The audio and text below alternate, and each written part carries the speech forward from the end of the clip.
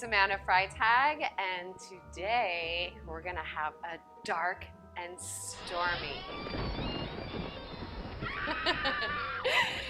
It's a cocktail, and it's made with dark rum and ginger beer.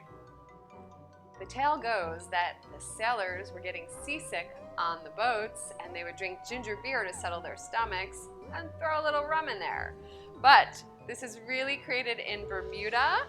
This delicious spiced rum, I take about 2 ounces of it, goes perfect with spicy ginger beer.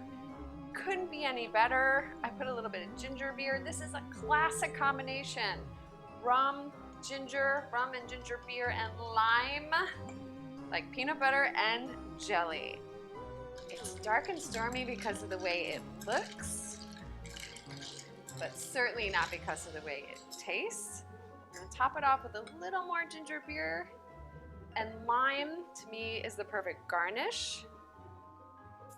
Put another lime inside of there because I love the lime with the ginger and the spiciness of the rum. So if you hear the thunder and you feel the storm, get ready. Grab a dark and stormy, matey. Captain. Wait, no, that's not Captain Morgan. Mate. Hey, sailor. When should I stop?